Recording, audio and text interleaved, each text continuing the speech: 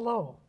This is the County Commissioners Candidate Forum, sponsored by the Helena Area League of Women Voters.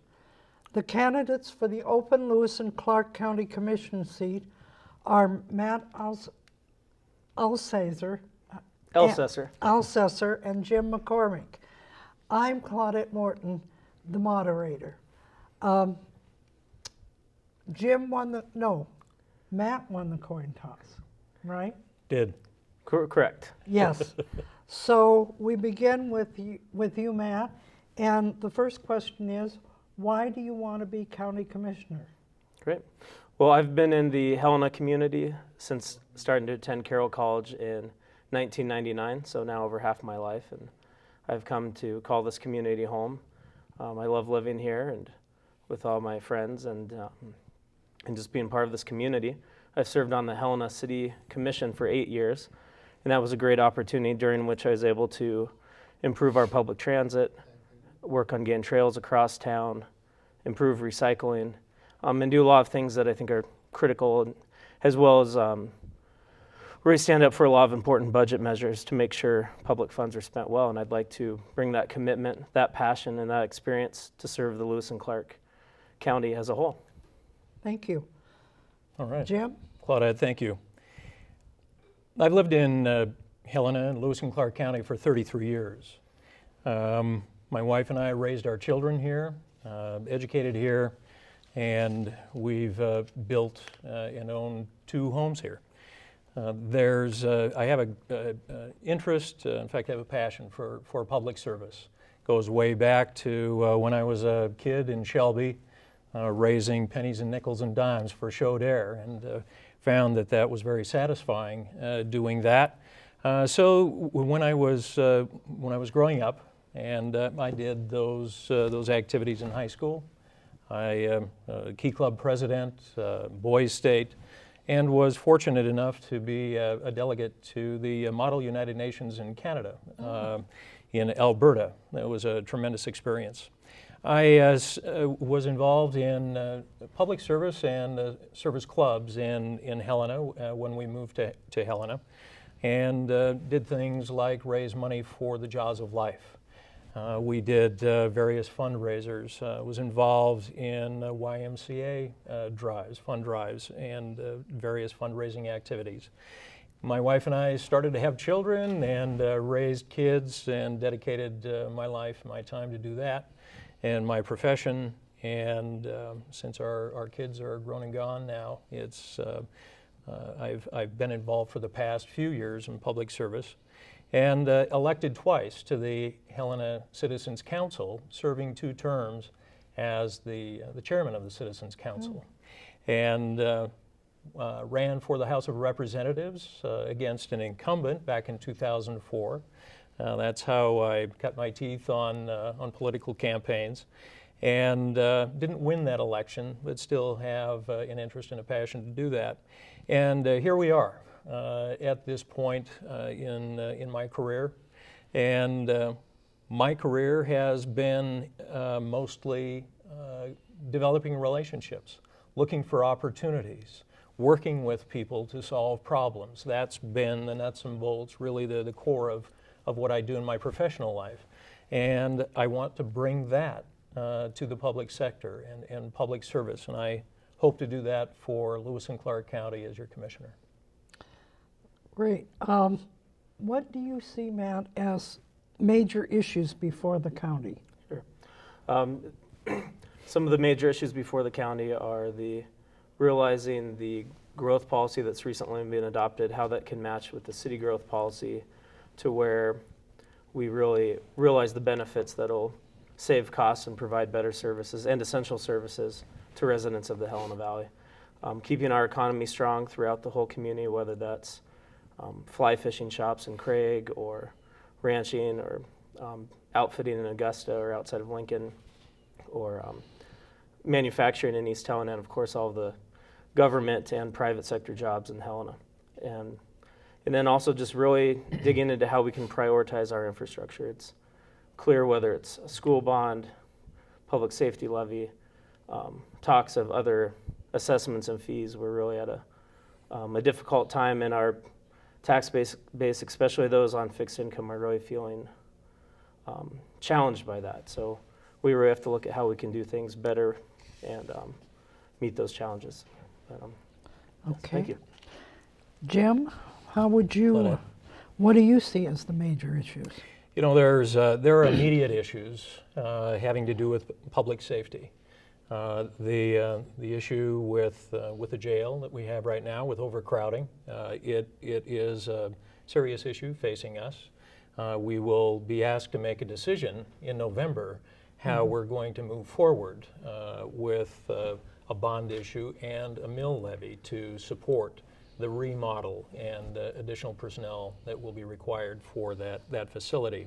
Fire protection. We live in the wildland-urban interface here in the greater Helena Valley. In fact, most, if not all, of Lewis and Clark County is in what is called the WUI, or the wildland-urban interface.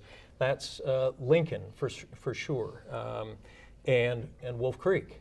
We have what that means in the wildland interface. Do you remember the fire at Fort McMurray in Alberta this past summer that destroyed 2,400 structures and that wildfire that went through there? Well, we live in an area with that potential to do that in the wildland-urban interface. So there are a lot of issues, there are big issues. I know that the current county and city commissioners work hard. I know that Disaster and Emergency Services and the Fire Safe Montana group is working overtime to address those issues. So that's a big issue to me.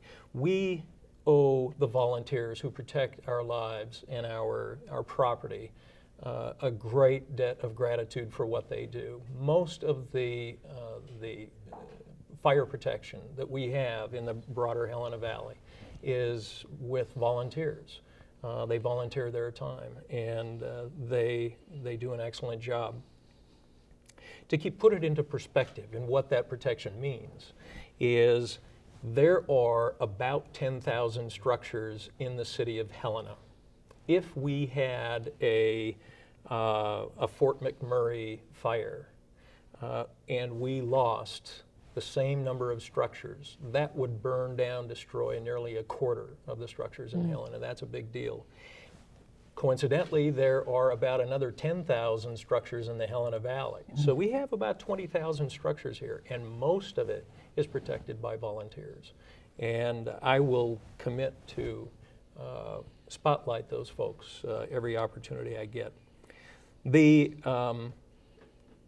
quality of life in the city, in the county, is driven in large part by the tax revenues that we have to support that.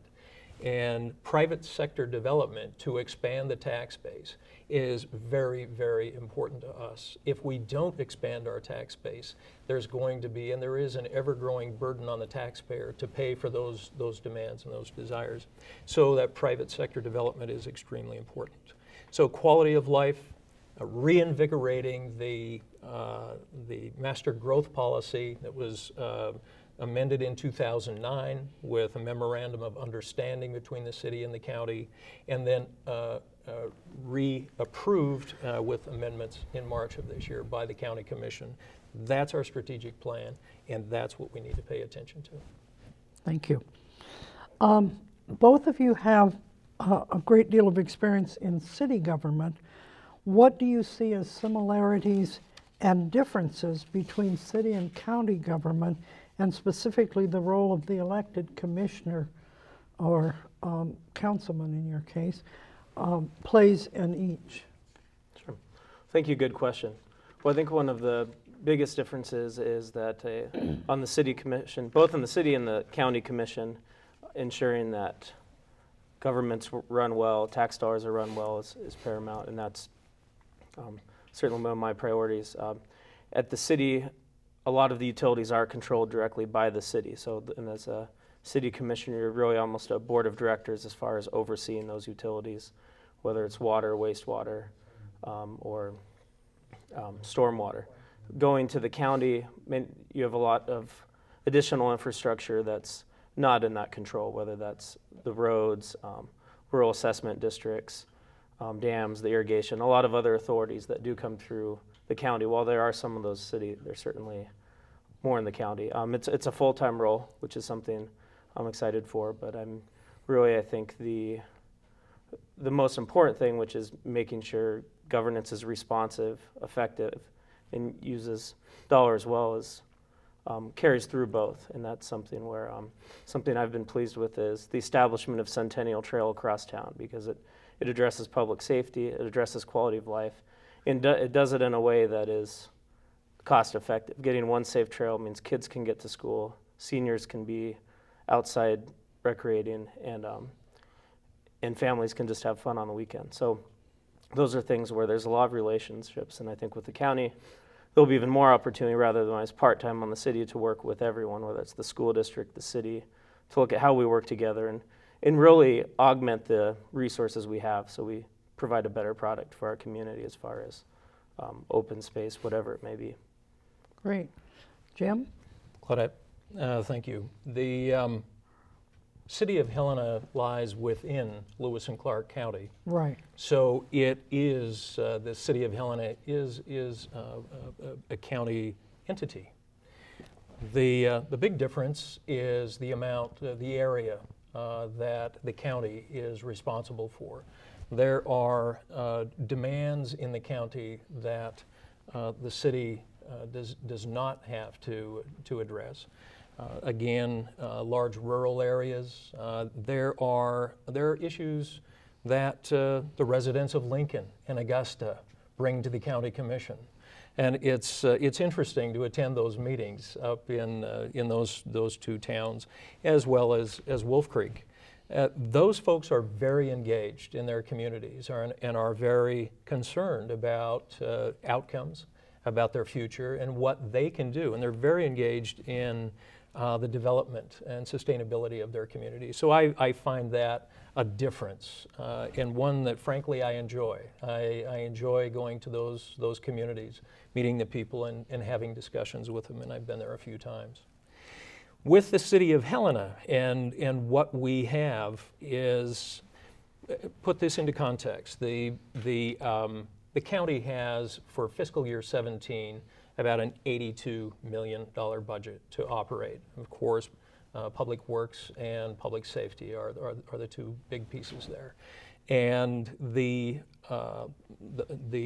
city of Helena has its own priorities and its own budgets and to develop and to sustain their growth management. There's annexation, all of those issues that they have to deal with.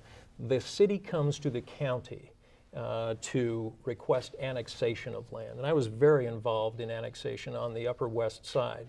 I was the founding president of the Highland Park Homeowners Association back in the mid-1980s. Now that happens to be phases 2 and 3 of the annexation going on the Upper West Side. Some of the neighbors I lived with up there back in the 80s and up until 91 still live there, and I visit with them. I understand what's going on up there. I lived it, and there was litigation. I know how annexation is supposed to work and how development should work. There are ways to get that done without the contentiousness, and I think I bring that to the table. But in the master growth policy that was recently passed in March, there's a memorandum of understanding between the city and the county on what the city agrees to do in regards to management of city and county growth policies. And there are aspects in the agreement that the county agrees to do, and then there's one central point in the MOU where they both agree to do those things. So I think that's central to what we need to focus on moving forward for the city and the county to work together to solve problems, to move forward for growth and development, for positive outcomes for what we're looking forward into the future. Thank you. Matt, as a candidate, you bring your own experiences and interests to the office.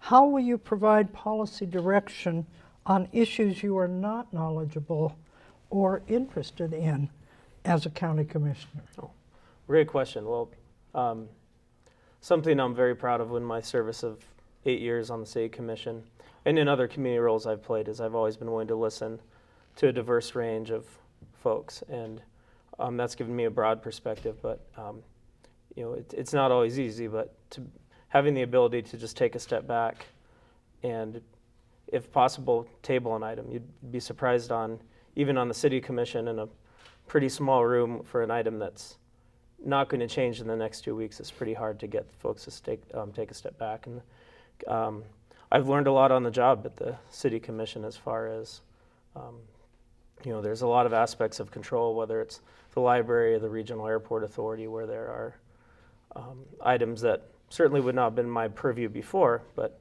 the renewal of the airport was a critical component where I took the lead in finding an amendment that could resolve a lawsuit, ensure fair market value of generally disposal of property out of that area. And, but really, I think it's just bringing a commitment to work in the way to listen.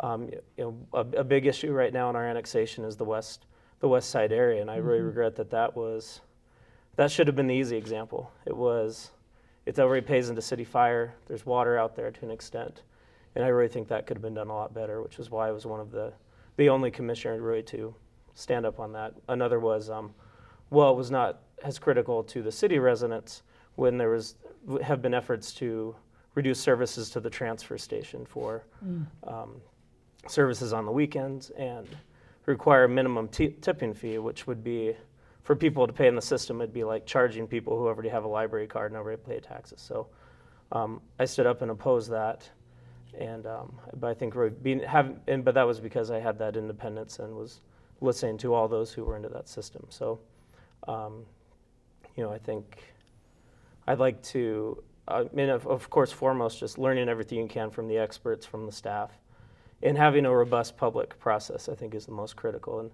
And even if it's, there has to be sometimes just informal engagement, because people need to feel free to give you an idea. So, because sometimes something can come through our whole process, and there's not only is there a typo, there's some egregious problem that it's not constitutional. And if you watch the legislature, there's such a gauntlet up there that gets hit. But here it's very critical that our elected officials listen, not just in the hearings, but be able to listen at the hearings themselves, but also always take feedback from the community to make the most judicious decisions possible. Great. Jim, what about you? One thing probably the key aha moment I had being chairman of the Helena Citizens Council was that at that time, I think we had 26 of the 28 seats filled for the first term or second term. And everyone has a different idea. and to keep the ideas coming, to allow everyone to have their say, to have a public forum. Because we have to remember, in charter, the Citizens Council is there to provide information to the City Commission on matters of the budget. And apart from that, serves as, or members serve on various boards and committees that the mayor appoints and the chairman of the Citizens Council appoints also. And so finding the people who had the passion to serve on committees like the Non-Motorized Transportation Committee. There were folks on the urban wildlife, and we did a lot of work there. With public art, we struggled, we tried to make things happen. With international visitors, that committee went away, but the one in Bozeman on the MSU campus moved to Helena and took its place in a much more robust fashion, what's going on there. So it's not, to me, what I learned is the wheels turn slowly, but they work, and it works very, very well when we give those parties, those people who are vested in issues, the opportunity to be in the public forum and ask their questions and make their cases, to listen intently and with respect before making decisions. That was the big lesson for me. Thank you.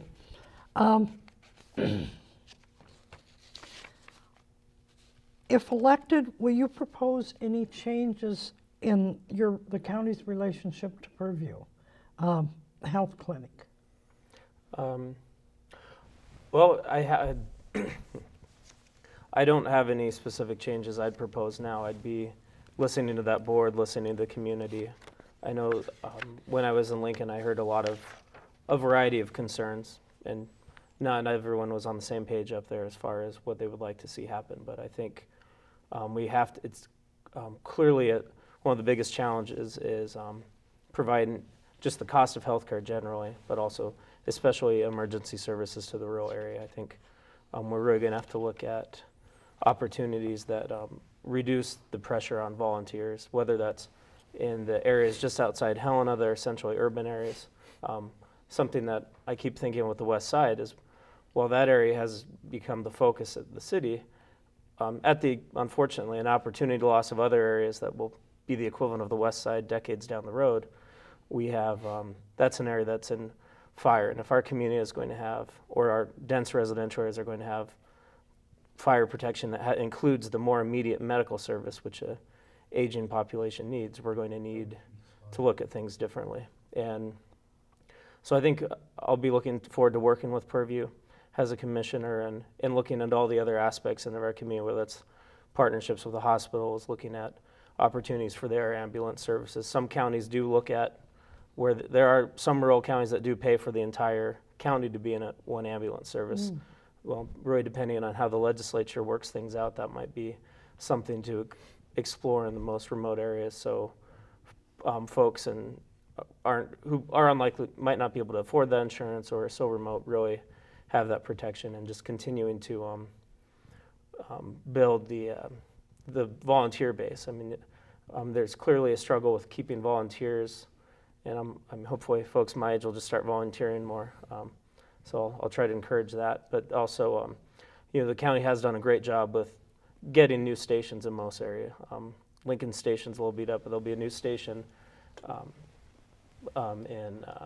just up in Remini this year. And there's some new stations around, and they're very nice facilities. They're great training facilities. So hopefully that helps bring more folks in and a new generation into that service. But I really, it's an issue that touches everything, the healthcare.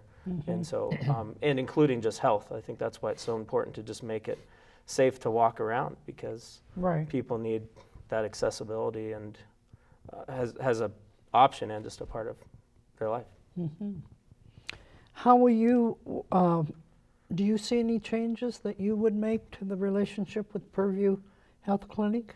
Well, Claudette, what I understand about peer review, I think it is peer review, yes, and Lewis and Clark County is peer review operates essentially autonomously, and that it is connected more to the federal, tangentially related to federal health care, I believe. The issue with retaining physicians in Lincoln, of course, has been quite public, what has happened up there. So that's first and foremost, to be sure that we have adequately staffed in the Lincoln facility. I understand there's a physician's assistant there now, so the community is being served. But in the larger context, is the Lewis and Clark County Community Health Improvement Plan. And there are a myriad of services that Lewis and Clark County Health provides. That is a full basket of goods and services in itself. And this is the organizational chart for the Lewis and Clark County Health and all of the services that they provide. And this health plan is co-authored by Lewis and Clark Public Health and St. Peter's Hospital. I would encourage folks to become familiar with that and what it is. I'm very impressed with what Lewis and Clark County Health does. When we look at the direct connection to the Centers of Disease Control, when there are Ebola outbreaks, when there are unknown diseases that strike the country, it's Lewis and Clark County Health that has that direct line. to assure us and to work with folks at the national level to safeguard and to protect the health of the citizens of this county. So as far as peer review goes, the way I understand it is there are ambulatory services, there are day services, there are dental services there. It works, and it works well for the people who use the services. I don't know enough about it to suggest a change to that, but I am certainly going to learn much more about what PureView provides, and certainly get the deep dive into Lewis and Clark County Health. Great, thank you. Would you support the Lewis and Clark County going to mail ballot only, and why or why not? Oh, well, I would respect the decision of the elected county clerk, but I can say my experience as a candidate for city commission twice was, in my first campaign, it was a ballot that was all by mail, and I was initially very concerned with that. But what I did find is it meant most folks had ballots before them for such a long time. It did increase the voter turnout, and I think that's very important. I think the critical part is to still make it very accessible to vote that day, whether it's ballots all by mail or not. But I think there should be multiple locations, so even if people do wait for the day of, they can still go in there, and of course being able to register that day out at the city county building at the clerk's office. But I know most folks have gone to permanent absentee, but some folks still like to do it, and I think it's a fun civic duty, so I hope to keep it. Great. Would you support all mail-in ballots? No, Yep. I would not. And I've had this discussion with many people, coincidentally, just over the past couple of months. Just random discussions. Folks say, I like going to the polls. I like being there and signing my name and marking the box and sticking it in the ballot. And I respect that. You know, that is something that people get, I think, a sense of doing their civic duty to vote by doing that. Mail-in ballots, absolutely wonderful. I do it myself, and I have a busy schedule, and I can take time at home to read, to digest, and to make a decision, and I appreciate that. But for those folks who want to go to the polls, I think they should still be able to go to the polls. Thank you. We did not cover all the issues, but we are almost out of time. So would you like to make a closing statement, Matt? Yes, well, thank you. Well, to the voters of Lewis and Clark County, I appreciate your vote this November, and I have a lot more information about my candidacy at my website, which is matte4lcc.com, and can always be reached at 431-0815. But I'm proud of my service in this community, serving on the city included, not just the city limits, but throughout the greater community. And I've been throughout the county listening and visiting with you, so I will continue to do that through this campaign and hope to continue as your next county commissioner. Thank you. Thank you. Jim? Thank you, Claudette. Appreciate it. Thank you for asking us to be here today. This is a tremendous opportunity, giving the voters of Lewis and Clark County the opportunity to see who's running for the offices and off this office that's so important to all of us currently and into our future. I have a passion for public service. It's something that I enjoy, and at this point in my life, I'm not building a political resume. Those days are done for me. What I am doing is offering myself to serve for the next 6 years as your county commissioner, and I firmly believe to my core that people elected to public service own the responsibility to protect life and liberty, and they owe the responsibility for their actions to the citizens of Lewis and Clark County. And in that regard, I give you that commitment that I will own that and owe that to you. Thank you. I would appreciate your vote. Thank you both. And we wish to thank the Helena Civic Television for airing this program and for recording it for later date. And we want to remind everyone, it's your right and your responsibility to vote. So go to the polls on November 8th and vote. Thank you. Thank you.